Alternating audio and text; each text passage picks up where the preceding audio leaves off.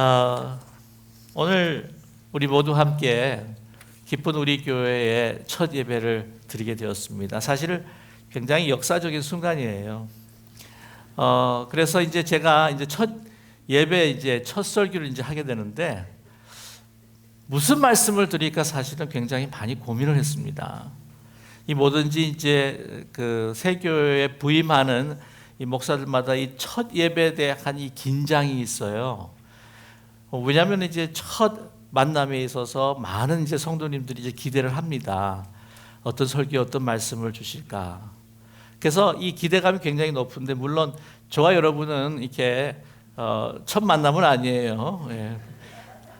한 3년 만에 만난 것 같아요. 제 기분은. 그래서 참 두렵고 그래도 떨리는 마음으로 기쁜 우리 교회라고 하는 이 새 교회의 첫 설교인데 정말 고민이 많았습니다. 이 말씀을 준비할 때 이 첫 설교가 사실은 얼마나 중요한지 저는 어떤 다른 목사보다도 아주 뼈저리게 느낀 사람이에요. 돌아보면 나성영락교회를 부임했을 때의 주일 첫 설교가 뭐냐면은 바보들의 행진이었습니다. 이럴 줄 알았으면 내가 그 설교 안 했는데 왜 그 설교를 했을까 하는 생각을 하기도 합니다. 그때 그러지 말고 이 엘리야가 갈멜산 전투에서 그냥 영적 승리를 막 거두는 그 설교를 할 걸. 근데 나중에 이세벨이 또 쫓겨다니잖아요. 이것도 아닌가 보다 하는 생각을 했습니다. 이 첫 설교에 대한 사실 부담감을 가지면서 정말 무슨 말씀을 드릴까 하는 생각을 많이 고민했습니다. 그 바보들의 행진 여러분께서 혹시 모르시는 분이 있어서 제가 좀 그 말씀을 드리면은 창세기 26장에 이삭이 우물을 파고 난 다음에 그게 그리스 사람들이 막 그것을 빼앗아 가지고 그냥 차지하니까 그냥 주고 떠납니다. 몇 번씩이나 사실은 반복이 되지 않습니까? 이스라엘 그 지방, 그 팔레스타인, 특별히 중동 지방 같은 경우에는 이 우물이라고 하는 것은 사실 생명인데 말이죠. 이것을 주고 떠난다는 것은 정말 바보 같은 일입니다. 그래서 이 바보 같은 행진을 하나하나 시작하게 된 그 장면들을 제가 묘사하면서 여러분께 말씀을 드렸는데요. 사실 어떻게 보면은 그 말이 씨가 된다고 그래가지고는 그 첫 설교가 저에게 현실이 된 것이 아니겠는가 하는 생각을 하게 됩니다. 또 한 가지 첫 설교를 준비하면서 힘들었던 것이 무엇이냐면 솔직히 말씀을 드리면 아직까지도 제 마음에 완전히 치유되고 회복된 것은 아니에요. 가끔 이삭의 마음을 상상해 봅니다. 하나님이 선물로 주신 그 우물, 그걸 뒤로 하고 떠난 그 이삭의 마음이 과연 어떠했을까? 그런 바보 같은 행진, 이 바보의 행진을 하는 그 이삭의 마음은 어땠을까 하는 생각을 하게 됩니다. 어떻게 보면은 여기 있는 많은 분들이 사실 저와 함께 지금 바보의 행진을 하고 있는 가운데 있는데 여러분들의 마음은 어떠실까 하는 생각을 해보았습니다. 여러분 어떠십니까? 막 아직도 좀 이게 마음속에 막 슬픔이 있으세요? 아픔이 있고 막 분통이 터지는 마음이 혹시 있으십니까? 아니면 그래도 내 마음속에 또한 기쁨이 있습니까? 저는 어떻다고 생각을 하세요? 저는 지금 마구 그냥 기뻐하는 사람일까요? 아니면 제 마음에 아직도 그래도 슬픔과 아픔이 있는 사람일까요? 그러는 가운데에 저는 많은 생각을 해보았습니다. 아직 치유와 회복이 다 됐다고 여러분께 말씀드릴 수는 없습니다. 저와 여기에 모인 분들 상황을 보면은 어쩌면 기뻐하기 사실 힘든 상황이 아니에요. 사랑했던 나성영락교회를 떠나왔고요. 어떤 때는 정말 수단과 방법을 가리지 않고 아니 정말 해도 너무하도록 그렇게 악성 루머, 음해 뿐만 아니라 모든 걸 다 뒤집어 씌워서 이런 말씀을 드리기는 참 죄송하지만 어떻게 보면 사형 선고를 저는 받았습니다. 그런 사건과 사람들을 생각하면 아직도 마음에 슬픔과 아픔이 있다고 하는 거예요. 저뿐만 아니라 여기 많이 계시는 분들, 여기 계신 많은 분들도 아마 아직도 그 마음에 힘들고 어렵고 또한 아직도 잠을 못 이루시는 분이 저는 있다고 생각을 합니다. 그러나 이 예배 가운데에 제가 하나님을 바라볼 때 하나님 앞에 섰을 때 하나님께서는 우리를 향해서 어떤 마음을 가지기를 원하고 계시는가? 그거는 어떻게 보면 우리 모든 것들을 다 내려놓고 기뻐해라 라고 하는 음성을 우리는 드릴 수 있다고 저는 분명히 믿습니다. 하나님께서 우리가 기뻐하는 모습, 기뻐하는 마음을 가지기를 원하셔요.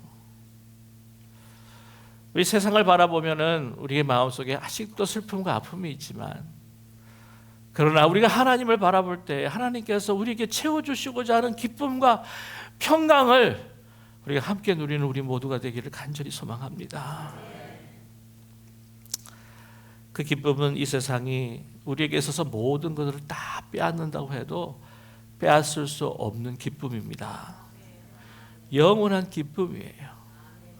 어떻게 보면 보이지 않기 때문에 다른 사람이 빼앗을 수가 없습니다. 정말 내 목숨을 걸고 다 모든 것을 들여서 하나님께서 주시는 그 선물을 붙들고 그 기쁨으로 우리가 만족할 수 있는 그러한 기쁨입니다. 이 기쁨을 우리가 누리기를 주님께서는 분명히 원하고 계시다고 하는 사실입니다.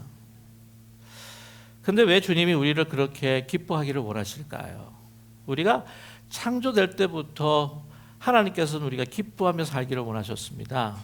우리 어떤 사람들 가운데 나 우울해지고 싶어 그러신 분은 없잖아요. 나 슬프기를 원해 그런 사람이 없습니다.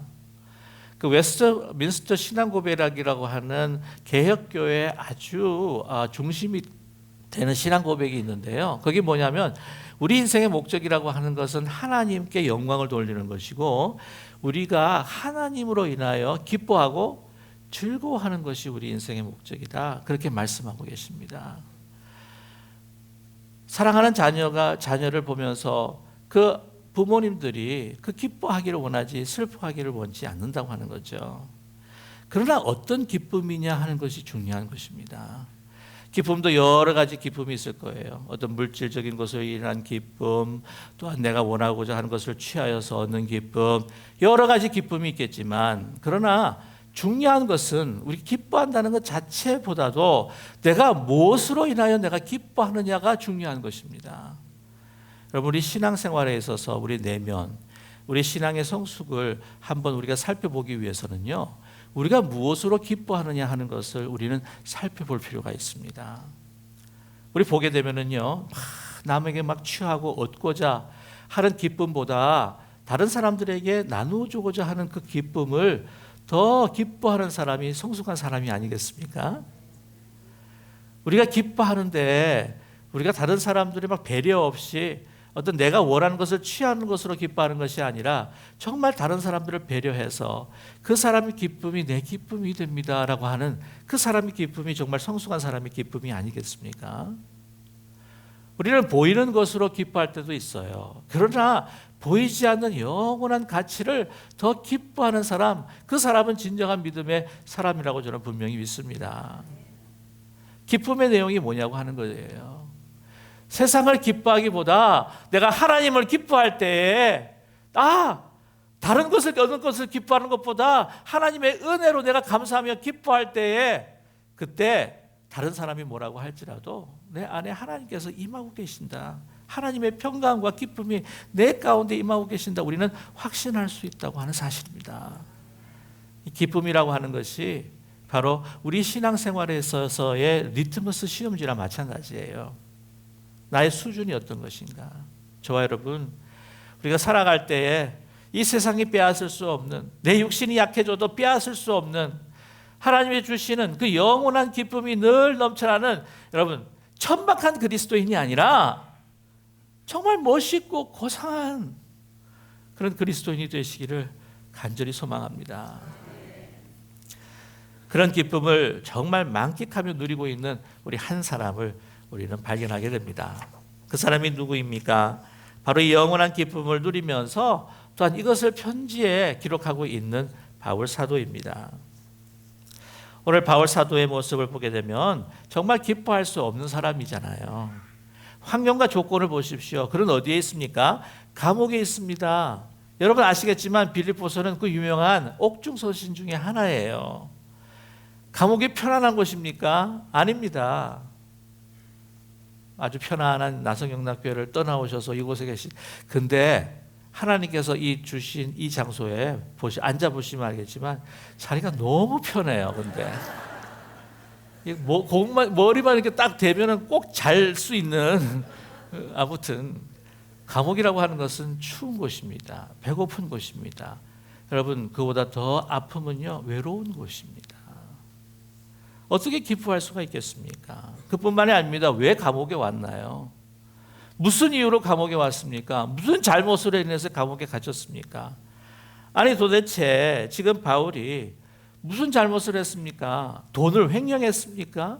무슨 성추행을 했습니까? 살인을 했습니까? 사기극을 부렸습니까? 아니에요. 단지 복음의 진리를 전했을 뿐입니다. 복음의 진리, 그것이 그 로마법과 얘는 상충이 되고 말았던 거예요. 반역죄, 내란죄, 정치범으로 지금 이 감옥에 갇혀 있는 것입니다. 억울하지 않겠어요? 그러나 그는 기뻐합니다. 왜 그럴까요? 어떻게 기뻐할 수 있을까요? 오늘 본문을 하나하나씩 살펴보면서 그 기쁨의 근원이 과연 어디에 있는지 우리는 발견하기를 원합니다. 먼저 이 본문 3절의 모습을 보게 되면요, 이렇게 이야기합니다. 내가 너희를 생각할 때마다 나의 하나님께 감사하며 라고 이렇게 고백을 하고 있습니다. 이 본문을 통해 먼저 하나님께 감사한 마음을 고백을 하고 있습니다. 사실 감사하는 마음에 기쁨이 있지 않습니까? 그렇죠? 감사하는 마음에 우리의 행복이 있습니다.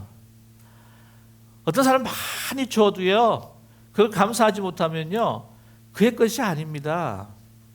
내가 많은 것을 소유했다고 할지라도 감사하지 않으면 이 내 것이 아니에요. 누리지를 못하는 겁니다. 아무것도 없는 것을 보여도 감사하는 이에게는요, 모든 것을 다 누릴 수 있는 비결이 있습니다. 그 기쁨의 비결이 있다고 하는 거예요.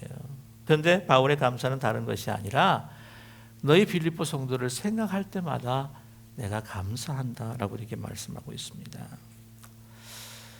그런데 이 생각하다, 그것이 이제 감사로 이어지는데 우리는 오늘 이 말씀을 통해서 그냥 생각하는 것, 그것이 이제 감사다, 단순한 생각은 아니에요. 우리가 이렇게 많은 이야기를 합니다. 이 감사라고 하는 것은 영어로 이제 thank라고 이야기를 하고, 또한 이 생각이라고 하는 것은 think라고 이야기해서 우리가 감사하기 위해서는 생각해야 된다라고 그렇게 많이들 들어오셨잖아요, 그렇죠? 그러나 여러분, 우리 죄악된 본성을 가지고 있는 사람들이 그냥 생각할 때 이 안에 감사와 선한 생각이 떠오르지 않는다는 거예요. 너무나 많은 경우에 부정적인 것들이 많이 들어옵니다. 감사라고 하는 건 그냥 저절로 생기는 것이 아니라 생각을 해야 되는데, 그 생각도 더 깊은 생각을 해야 되는데 그냥 단순하게 생각으로 인하여서 감사하게 되지 않는다는 거예요. 생각할 때마다 감사하는 마음 드는 거 쉽지가 않습니다. 제가 말씀을 드렸지만 죄된 본성이 완전히 사라지지 않았기 때문이라고 하는 것이죠. 여러분, 보통 이게 다 그냥 생각하면 어떤 때는 그냥 내 마음속에서 막 우라통이 터지고 막 내 마음속에서 막 짜증이 일어나고 막 걱정과 염려가 생기지 않습니까? 어떤 때는 이게 말씀을 전해도요, 이게 들으면서 무슨 생각을 하시냐면은 집에서 때 다림이 끄고 나왔나? 가스불 끄고 나왔나? 하는 생각을 또한 할 때가 또 많습니다. 분노가 일어나고 흥분이 됩니다. 생각할 때마다 염려와 걱정이 우리 마음 가운데 스며듭니다. 초조함이 우리에 스며듭니다. 그래서 이 생각 때문에 잠이 들지 않아서 괴로워하시는 분들이 한두 분이 아니잖아요. 헨리 나우엔이라는 분이 이렇게 생각합니다. 우리의 마음은 언제나 활동합니다. 우리는 분석하고 깊이 생각하며 상상하고 꿈을 꾸기도 합니다. 낮이나 밤이나 우리가 생각하지 않는 순간은 한순간도 없습니다. 우리의 생각은 그치지를 않습니다. 때로는 우리는 잠깐이라도 생각을 멈추어서 많은 걱정과 죄의식 그리고 두려움에서 벗어날 수 있기를 원합니다. 생각할 수 있는 능력은 우리의 가장 큰 하나님 주신 선물입니다. 그러나 그것은 가장 큰 고통을 우리에게 주는 원천이기도 합니다. 우리는 끝이 치지 않는 생각에 희생물이 될 때가 많습니다 라고 그렇게 이야기를 합니다. 그런데 그만해도 괜찮은데 더 안타까운 것은요, 이 생각이라고 하는 것이 큰 선물임에도 불구하고 이것은 어쩌면 우리에게도 큰 저주가 될 수 있다고 하는 거예요. 언제? 탐욕으로 가득 차 있을 때, 내가 원하는 욕심으로 가득 차 있을 때, 내가 원하고 내가 바라고 내 중심적인 것으로 가득 차 있을 때, 그 생각은 축복이 아닙니다. 그것은 화가 됩니다. 저주가 됩니다. 저 사람을 비방하고 거짓으로 쓰러뜨리고 어떻게 하면 죽일 수 있을까 획책하고 모의하는 사람들에게 있어서는 그 생각이라는 것은, 여러분 잘 들으십시오, 하나님께서 심판하는 도구로도 사용할 수 있다고 하는 것입니다. 여러분, 이 생각이 정말 축복이 되고 이 생각이 우리에게 감사가 되기 위해서는 어떻게 해야 하는가? 바로 기도로 전환하는 것입니다. 기도입니다. 하나님 앞에 서는 것입니다. 하나님의 세계로 나를 던지는 것입니다. 오늘 말씀 본문 3절을 깊이 보게 되면은요, 이 생각이라고 하는 헬라 단어가 참 특이합니다. 이 생각이라고 하는, 내가 너희를 생각할 때마다라고 하는 이 생각은 이 헬라 말로 무네이아라고 하는 말입니다. 무네이아라고 하는 단어는 두 가지의 의미가 있습니다.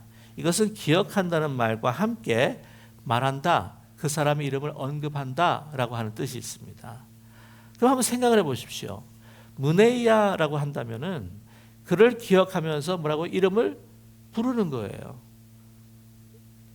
누구에게 부르는 겁니까? 하나님에게 부르는 거예요. 그러니까 이 느헤미야라고 하는 것은 그 사람의 이름을 기억하고 그의 이름을 부르면서 하나님 앞에 그를 위해서 기도하는 것입니다. 단순한 생각이 아니에요. 그렇기 때문에 이것을 다시 해석을 하게, 3절을 다시 해석을 하게 되면, 하나님 앞에 기도하며 너를 기억할 때마다 내가 하나님 앞에 감사한다라고 이야기하는 것이에요.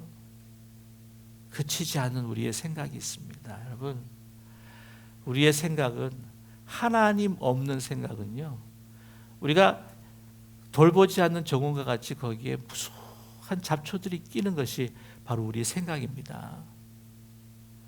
이것을 기도로서, 하나님이 성령으로서 우리의 마음을 경작해 주시고 우리의 생각을 주장해 주시고 우리를 깨끗게 하실 때에, 그것이 기도를 통해서 온전한 하나님의 마음과 기쁨이 우리 가운데 깃들게 될 줄로 저는 분명히 믿습니다.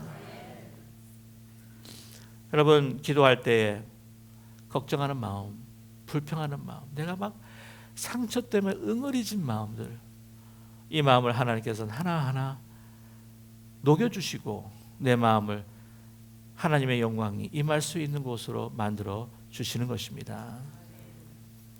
그렇습니다. 감사가요, 기도 가운데 있습니다. 감사가 있기에 또한 우리에게 기쁨이 있습니다. 기도, 감사, 기쁨입니다. 감사하기에 기쁜 마음이 넘칩니다. 바울은 차디차고 고통스러운 감옥에서 자신의 처지를 생각하게 되면은요, 정말 감사할 수 없지만, 괴롭지만, 그러나 이 모든 것을 하나님 앞에 내어놓고 하나님의 세계 속에 들어가는 기도로 주님 앞에 나아갈 때에 그것이 감사로 변하고 그것이 기쁨으로 변하고 있다고 하는 사실을 우리는 분명히 발견하게 됩니다. 하나님이 내 앞에 계시고, 하나님이 내 안에 계시고, 하나님이 내 뒤에 계시고, 하나님께서 내 옆에 계셔서 나를 보호하시고 인도해 주실 것이라고 하는 그 믿음 안에서 이제 하나하나 하나님께서 주신 감사가 내 마음속에서 일어나기 시작하는 것이에요. 여러분, 시편을 보게 되면은 다윗이 탄원하는 시가 참 많습니다. 하나님, 어떻게 하여 나를 이렇게 버려두십니까? 내 마음속에 있는 모든 응어러진 생각, 그 화, 분노, 걱정, 염려 다 하나님 앞에 쏟아내니까 하나님께서 그곳에 약속을 임하여 주셔서 나중에 그 시편의 탄원시를 보게 되면은 탄원으로 시작하고 하나님 앞에 막 불평하고 하나님 앞에 이 모든 분노를 쏟아내는 이러한 시를 시편으로 시작했다가, 여러분 살펴보시면 나중에 어떻게 해요? 감사와 찬양과 기쁨으로 변한다고 하는 거예요. 저의 우리 모든 생각들을 하나님 앞에 기도로 드릴 수 있는 우리 모두가 되기를 간절히 원합니다. 그런데 오늘 이 본문에 나타난 이 바울의 그 기쁨, 근데 이 기쁨이 그냥 기뻐라고 했으니까 그냥 기뻐하고 아무런 생각 없이 그냥 기뻐하고 그런 기쁨이 아니에요.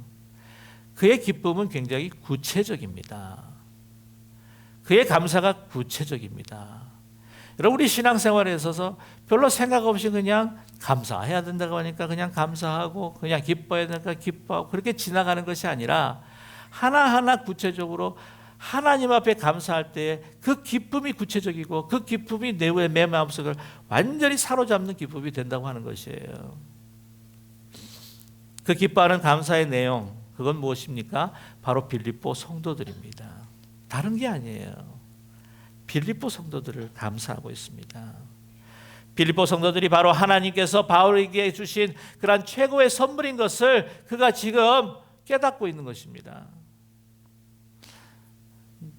너희를 위해 기도할 때 감사하는 구체적인 이유를 여기 설명하고 있습니다. 우리 1장 5절에 보게 되면은요.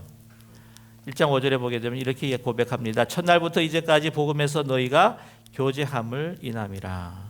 바울이 기도할 때마다 하나님 앞에 감사하는 그 이유가 뭐냐면 내가 복음의 그 첫날 때부터 이 빌립보 성도들이 나와 함께 했다 하는 것에 대해서 지금 그리고 그 첫날뿐만 아니라 이제까지 함께 했다 하는 것에 대해서 그가 기뻐하고 감사하고 있는 것입니다. 근데 여기 첫날이라고 하는 것이 무엇일까? 여러분, 이 바울에게도요, 이 선교하는 가운데에서 사실 어려움들이 참 많았습니다. 이 외부에서 오는 어려움도 있었지만은요, 내부에서 오는 어려움이 또 있었습니다. 오늘 이 첫날이라고 하는 것은 여러분 아시다시피 이 유럽 대륙의 첫 선교를 시작하는 그때 이제 그 빌립보 그 성에 먼저 들어가서 복음을 전하게 되는데 이 빌립보 교회가 유럽 대륙 선교의 첫 시발점이었다고 하는 것이에요. 바울이 아시아 지역에서 2차 선교 여행을 이제 어느 정도 하는 가운데 꿈의 환상을 보게 됩니다. 꿈에 마케도니아로 오라고 하는, 그래서 마케도니아로 건너와서 이제 우리를 도와주십시오라고 하는 환상을 보게 됩니다. 그래서 그 말씀을 듣고 이제는 유럽 대륙의 이 선교를 이제 시작하게 되는데요. 그때 상황에 있어서 이 바울은요, 이 선교의 지원에 있어서는 참 힘들고 어려운 상황이었습니다. 본래 이 그 바울이 파송했던 그 교회가 안디옥이라고 하는 것을 여러분 너무나 잘 알 것입니다. 그런데 그때에 안디옥에서 지원이 끊어지게 된 거예요. 그 이유가 뭐냐면 이 안디옥 교회의 그 지원이 끊어지게 된 이유가 무엇이냐면 이 바울 사도가 베드로와 있어서의 신학적인 논쟁에 있어서 이 충돌이 일어나게 됩니다. 그때 아직까지도 베드로는요, 이 이방인들에 대해서 아주 fully accept를 하지 못할 때가 있었습니다. 그래서 이 식탁에 있어서 이방인들과 또한 유대 그리스도인들이 하나 되어서 식사하는 문제에 대해서 별로 꺼림직하게, 좋지 않게, 아직도 꺼림직하게 생각했던 베드로였습니다. 이 문제에 있어서 아주 그냥 바울이 막 화를 내요. 어떻게 그럴 수가 있느냐고. 그런데 안디옥 교회는 누구의 손을 들어주냐면 베드로의 손을 들어줍니다. 또한 아시겠지만은 바나바와의 또 결별이 일어납니다. 2차 전도 여행 때에 이제 선교를 가게 될 때에 바울이 누구를 데려가기를 원했습니까? 자기의 조카 마가를 데려가기를 원했죠. 그런데 바울은 반대를 합니다. 데려가지 못한다. 이런 문제에서 또 옥신각신을 해요.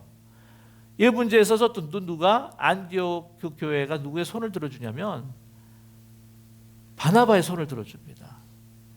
그래서 어쩔 수 없이 바울은 안디옥 교회와 결별을 하게 돼요.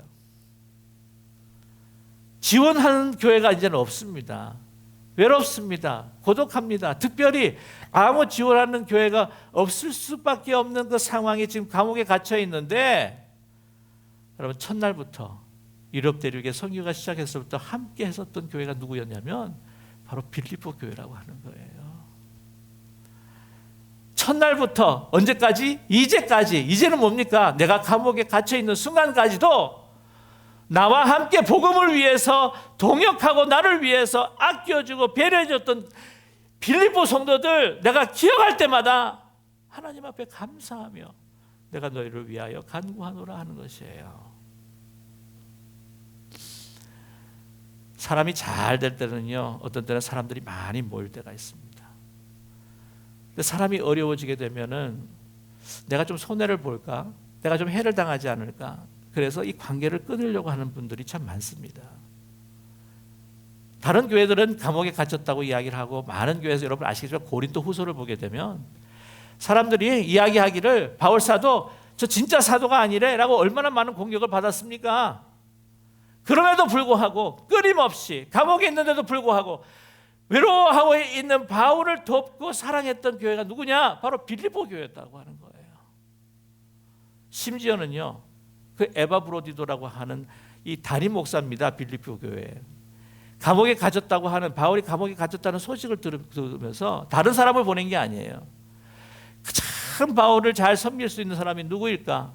그 담임 목사 에바브로디도를 그냥 보냅니다. 그 먼 길을 가서 수정 들게 합니다. 그 수정 들다가 에바브로디도가 아프게 돼요. 그래서 에바브로디도가 아픈다는 그 소식을 빌립보 성도들이 들었는데, 나 때문에 이렇게 되었구나 하는 그 마음 때문에 빌립보 성도들에게 얼마나 미안한지, 내가 너무 이 소식에 대해서 내가 고통스럽고 내가 너희들 염려하고 에바브로디를 염려하고, 이 보면은요, 빌립보서 보게 되면 빌립보 성도들의 사랑과 이 바울의 사랑이 너무나 애틋한 것을 우리는 발견하게 됩니다.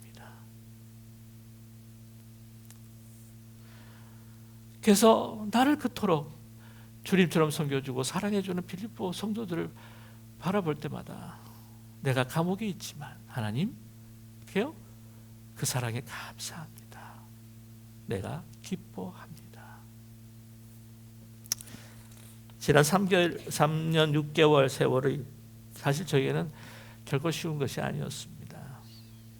지난 3개월은 더욱 그랬습니다. 제가 면직을 받았을 때에 그 순간에 드는 순간은 내가 이제 목회를 그만둬야 되는 것이 아니겠구나. 내가 어디서 내가 목회를 할 수 있을까? 참 낙심이 많았습니다. 하나님 앞에 기도했습니다. 또한 말씀을 통해서 또 위로받기를 원했습니다. 그런데 하나님의 말씀과 기도를 통해서도 위로를 받았지만, 제가 정말 구체적으로 하나님의 그 위로와 사랑으로 인하여서 내 마음 가운데 있는 어둠과 내 이 슬픔들이 하나님의 기쁨으로 변하게 해주신 것들은 바로 여러분들이었습니다.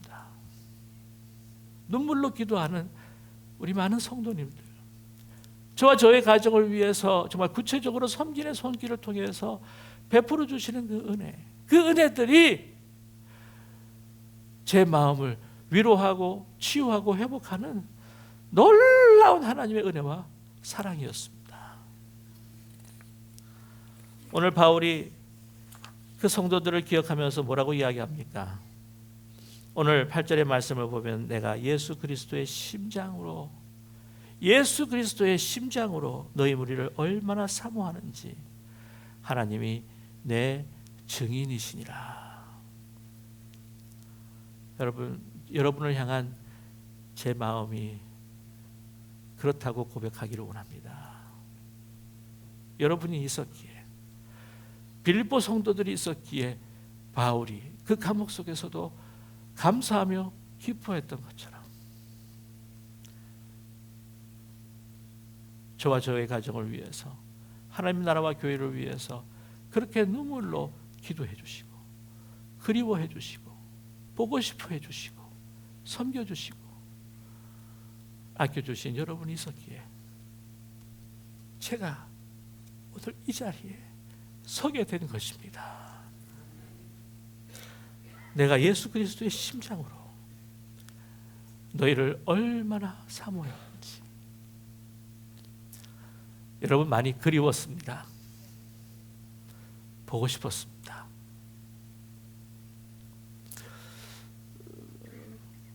여러분도 저 보고 싶으셨죠?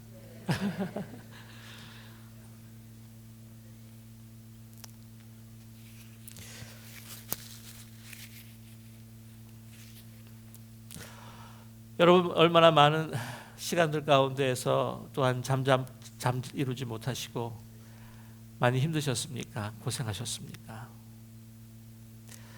그러나 그 고생과 마음 아픔은 결코 헛된 것이 아닙니다. 더 깊은 영적인 교제와 기쁨을 위한 시작이라고 하는 것을 저는 분명히 말씀드리고 싶습니다. 이제 기쁜 우리 교회는 바울과 바울 성도들의 교제처럼 영적인 교제, 복음 안에서 맺어진 교제, 하늘나라까지 이어지는 영원한 교제가 될 것입니다. 자신의 유익과 명예를 위해서 모인 모임이 아닙니다. 나의 유익을 위해서 모인 그러한 모임이 결코 아닙니다. 그런 모임들은 이 땅에서 곧 사라지게 될 것입니다. 그러나 오직 하나님의 영광과 하나님의 그 복음의 진리 안에서 우리가 사랑으로 서로 섬기고 함께 울고 함께 웃는 그 아름다운 하나님의 모임과 그 공동체는 하나님 앞에 영광을 돌리며 하나님 앞에 영원하게 주의 기쁨이 될 줄로 분명히 믿습니다. 우리의 그리스도 안에서의 교제에 결코 헛되지 않은 참된 소망을 이룰 것이라고 하는 것을 바울은 분명히 우리에게 말씀하고 있습니다. 6절의 말씀입니다. 너희 속에 착한 일을 시작하신 이가 그리스도 예수의 날까지 이루실 줄을 우리가 확신하노라. 착한 일이라고 하는 것은 복음 속에 하나 되는 교제입니다.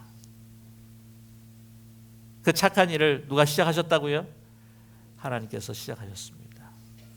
예수 그리스도께서 오시는 그날까지 이 착한 교제를, 이 우리의 복음 안에서의 순수한 성도의 그 교제와 나만 살고 나만 세우는 것이 아니라 온 열방한 민족의 잃어버린 영혼들을 살리고 세우는 그 복음의 그 사명을 주님 오시는 그날까지 하나님께서 우리 교회를 통해, 우리 기쁜 우리 교회를 통해서 이루게 되실 줄로 분명히 믿습니다. 그날까지 우리가 함께 하면서 영원한 하나님의 기쁨이 우리의 기쁨이 되고 하나님의 기쁨이 이 땅에 정말 차고 넘치는 그런 축복의 통로가 되는 우리 기쁜 교회, 여러분의 가정이 되시기를 주님의 이름으로 간절히 축원합니다. 기도하겠습니다. 사랑의 하나님 아버지, 주님의 은혜를 감사합니다. 이 땅에서의 어떤 기쁨, 어떤 감사를 드렸는지 다시 한번 돌아보게 하여 주시옵시고, 복음을 위한 하나님께 주신 그 사명을 다하는 그 기쁨이 우리의 교제 가운데 이루어지게 하여 주시어서 기쁜 우리 교회가 하나님을 기쁘게 하며 모든 민족과 열방을 기쁘게 하며 정말 그 기쁨이 우리의 기쁨이 되는 복된 믿음의 공동체가, 선교의 공동체, 기쁨의 공동체가 되게 하여 주시옵소서. 예수 그리스도의 이름으로 감사드리며 간절히 기도드립니다. 아멘.